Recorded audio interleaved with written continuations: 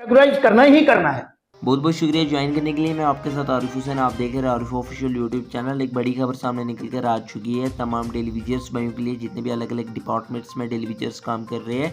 आप सभी के रेगुलाइजेशन को लेकर, आप सभी की पेंडिंग वेजेस को लेकर, आप सभी की मतलब जो भी डिमांड्स है, यानी कि सैलरी की डिमांड्स है आपकी है, रेगुलाइजेशन की डिमांड्स है, पेंडिंग वेजेस की डिमांड्स है, उन सभी को लेकर जो है एक गुड न्यूज़ सामने निकल कर आ चुकी है। यहाँ पर जो बीजेपी के एक सीनियर लीडर यानी कि श्यामलाल शर्मा की तरफ से एक इंटरव्यू सामने निकल कर आया है, जिससे जो है उनसे सवालात किए गए हैं, यानी कि आपकी रेगुलाइजेशन को लेकर, आपकी पेंडिंग वेजेस को लेकर, आपकी सैलरी को लेकर क्या यहाँ पर जो है डेलीवेजर्स को जो है परमानेंट किया जा सकता है या नहीं, क्या जो यहाँ पर डेलीवेजर्स की जो 70 महीने से बकाया पेंडिंग वेजेस है क्या वो उनको मिल सकती है या नहीं। आगे से श्यामलाल शर्मा का क्या कुछ जवाब आया, आगे आप इस रिपोर्ट में जान लीजिएगा। लेकिन ये सब जानने से पहले चैनल पर पहली बार आए हो तो चैनल को भी आप ज़रूर सब्सक्राइब कर देना, ताकि आपके रिगार्डिंग कोई भी अपडेट आती है हम जो सबसे पहले इस यूट्यूब चैनल पर अपडेट जो है प्रोवाइड करते रहते हैं। सो चैनल को सब्सक्राइब करना ना भूलें। चलिए एक नज़र आप इस अपडेट पे डालिए, फिर जो हम आगे बात करेंगे। मुद्दा जम्मू कश्मीर में बहुत जोर शोर पर है, काफी सालों से है और काफी ज्यादा तादाद में लोग इसमें शामिल हैं। ये है पीएचई डेली वेजर्स का। तो ये काफी सालों से ये लोग लगातार सरकार से सिर्फ एक ही मांग कर रहे हैं। अब सवाल ये उठता है कि इतने सारे लोग और इतना लंबा वक्त, मांग सिर्फ एक, रेगुलराइजेशन। देखिए, ये बातें मानने वाली हैं और मैं इंचार्ज मिनिस्टर रहा हूं, और जब मैं 2004 में बाई इलेक्शन में एमएलए बना था तो तब से इस इश्यू को मैं हैंडल कर रहा हूं और मुझे पूरी जानकारी है। और जो कमेटी कॉन्स्टिट्यूट हुई थी, कैबिनेट सब कमेटी बनी थी, उसका भी मैं मेंबर था। तो वो 61,000 की आप बात कर रहे हैं जो नीड बेसिस, कैजुअल लेबर और दूसरे लोग थे। तो वो टाइम टू टाइम यहाँ जो सरकारें रही हैं, क्योंकि यहाँ जो सरकारें चली हैं वो प्योरली अडाक अप्रोच पे चली, रूल ऑफ लॉ की सेंस हमें प्रिवेल नहीं करनी पड़ी और सिस्टम को कभी हमने स्ट्रेंथन नहीं किया। अडाक अप्रोच से पैसे हम गवर्नमेंट से लेते थे, लेकिन वो पैसा जो है ज्यादातर हम जो है लोगों की, हमारे यहाँ के लोगों की सैलरी पे हम स्पेंड करते थे, क्योंकि हमने अपना इंफ्रास्ट्रक्चर और रेवेन्यू रिलाइजेशन बढ़ाने के लिए हाइड्रोलिक को हमने प्रमोट नहीं किया। टूरिज्म हमारे पास बहुत अच्छा था, वो मिलिटेंसी की भेंट चढ़ गया। लेकिन हमारे पास जो पानी का जखीरा है वो बहुत ज्यादा था, लेकिन हम उस तरफ नहीं गए। तो उसकी वजह से हम डिपेंडेंट हो गए, क्योंकि विजन कोई लेके हम चले नहीं और फॉर ग्रांटेड लेते थे। पैसा हिंदुस्तान दे, हिंदुस्तान का खाते थे, और पाकिस्तान और हिंदुस्तान, पाकिस्तान को जिंदाबाद और हिंदुस्तान को मुर्दाबाद कहते थे। ये माइंडसेट था यहाँ की लीडरशिप का भी। और ये जो लोग हैं, इनकी रिक्वायरमेंट थी और है, आज भी है। लेकिन अभी जो उन लोगों की जो उम्मीदें हैं, वो 2014 से सबसे ज्यादा उम्मीदें जो है वो उन्हें भारतीय जनता पार्टी से हैं। उन्होंने 2014 में जब भारतीय जनता पार्टी के मुंह से इसके बारे में सुना, ललकार रैली में प्राइम मिनिस्टर नरेंद्र मोदी जी ने भी कहा था इस चीज को लेकर के कि जम्मू कश्मीर में सबसे बड़ा मुद्दा है तो पीएचई डेली वेजर्स का है।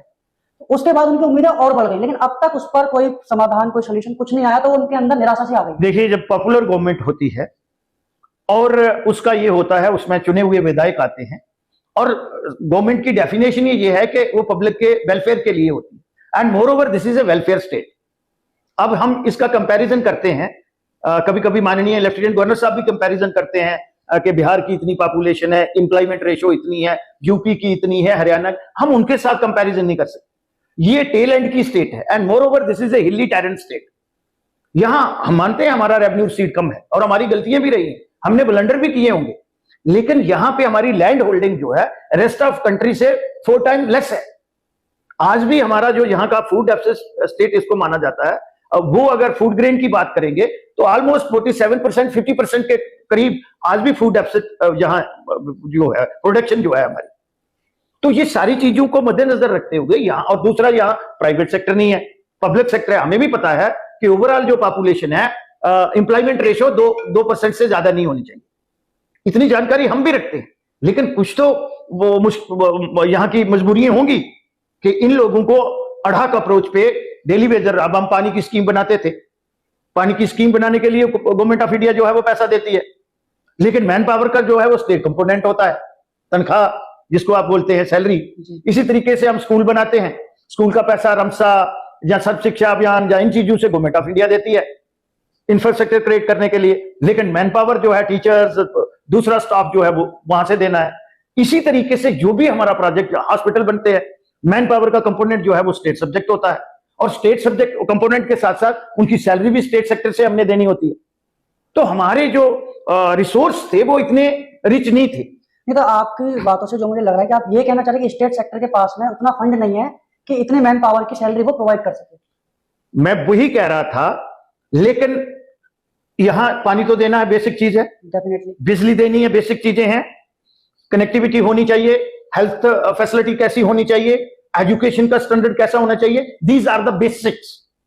लेकिन सैलरी ना मिलने की वजह से अगर ये मैन पावर रोड पे आ जाता है तो फिर भी सारी चीजें रुक जाती हैं। नहीं, मैं कहता हूं कि टाइम टू टाइम जो सरकारें रही, उनकी जो प्लानिंग थी उसमें कमी रही। हम भी उन सरकारों में रहे, लेकिन हमेशा अथॉरिटी जो है वो कश्मीर के पास रही, चीफ मिनिस्टर वहां से रहा, फाइनेंस भी अगर आप देखेंगे मैक्सिमम जो है वो कश्मीर के पास रहा, प्लानिंग भी उन्होंने ही रखा। तो ये सारी चीजें जो हैं वो इकट्ठी हो गई। तो मुझे लगता है कि ये पॉपुलर गवर्नमेंट, सवाल आपका ये था कि जब मैं विधायक होऊंगा, मुझे मेरी कमिटमेंट का पता है कि मैंने उनके साथ कमिटमेंट की है। भारतीय जनता पार्टी को भी आज भी पता है कि हमने उसकी कमिटमेंट की है और हम उनके केस को रेगुलर परस्यू कर रहे हैं। और कहीं ना कहीं हमने टफ स्टैंड भी लिया है सरकार के साथ कि ये इनकी जेन्युइन डिमांड है, इनको रेगुलराइज करना ही करना है। लेकिन कहीं ना कहीं सवाल ये आता है कब तक। मुझे लगता है कहीं ना कहीं आज यहां लोगों की चुनी हुई सरकार नहीं है, तो वो कहीं ना कहीं एक मुश्किल आती है। ब्यूरोक्रेट और टेक्नोक्रेट जो है वो हर्डल क्रिएट करते हैं, वो अंडरस्टैंड नहीं करते हैं, बिकॉज दे आर नॉट, हालांकि as a government servant they are accountable to the people. But यहां की आज सरकार की जो परिभाषा है वो बदल गई है। वो अपने सेक्रेटरीट में बैठते हैं, लोगों की इजी एक्सेस नहीं है और ना वो देते हैं। तो मुश्किलातें जो हैं वो लोगों की, वो तब एड्रेस होती हैं। आज एक वाइटल कंपोनेंट वो है जो मिसिंग है, जिसको हम लेजिस्लेचर कहते हैं। जब यहां पे लोगों की चुनी हुई सरकार होगी, तो मुझे लगता है, मैं ये नहीं उनको कोई ये दोबारा कोई ऐसा बात कह रहा हूं, लेकिन ये मैं खुद महसूस करता हूं क्योंकि हम सरकार में रहे हैं, विधायक रहे हैं, और स्टेट इज ऑलवेज स्टेट, वो जो करना चाहे वो कर सकती है। तो अब इसमें जो आता है सवाल यही कि जो पीएचडी डेलीवेजर जो है उनका ये कहना है कि सरकार हमारी सुन रही है, लेकिन उनको कोई ऊपर से कार्रवाई करने से रोक रहा है। ऊपर से कोई नहीं रोक रहा उनको। मैं आपका मतलब क्लियरेंस चाहता हूं कि ऐसा कुछ है या नहीं है, अगर नहीं है तो फिर क्लियर कीजिए इस चीज। देखिए, ऊपर से हमारा, हम तो कोई डायरेक्ट गवर्नमेंट में है नहीं जी। ऊपर तो यहाँ लेफ्टिनेंट गवर्नर साहब ही हैं, और टाइम टू टाइम यहाँ की जो एडमिनिस्ट्रेशन है, डिपकाम एंड अदर, उन्होंने उनके साथ वार्ता हुई है, टेबल पे उनकी डिस्कशन हुई है, कमिटमेंट है। तो मुझे लगता है जब उनकी कमिटमेंट है तो उसको फुलफिल करना चाहिए। हो सकता है एक दो ऑफिसर जो है वो अंडरस्टैंड नहीं करते। इसमें एक बिटर क्वेश्चन और है कि मतलब कड़वा सवाल है कि जो लोगों का ये कहना है पीएचडी डेलीवेजर्स का कि हर पार्टी हमारा इस्तेमाल और इस मुद्दे का इस्तेमाल वोट के लिए कर रही है। आप पीएचडी डेलीवेजर क्यों कह रहे हैं? 47 डिपार्टमेंट है इसमें। इवन गवर्नर साहब के जो गवर्नर हाउस में भी नीड बेसिस और डेलीवेजर है। गवर्नर साहब भी पता कर ले कि उनकी जरूरत है वहां पे या नहीं। 100 से ज्यादा आदमी जीएडी में है। GAD is the mother of all departments, जहां से ये सारे कानून बन के लॉ डिपार्टमेंट और जीएडी जो है आप जानते हैं ना, जनरल एडमिनिस्ट्रेशन डिपार्टमेंट। और जब गवर्नर रूल होता है तो वो ऑल पावरफुल डिपार्टमेंट वैसे भी होता है, उसमें 100 से ज्यादा लोग जो है वो नीड बेसिस और डेलीवेजर है। अब उनको क्या पढ़ाना है हमने?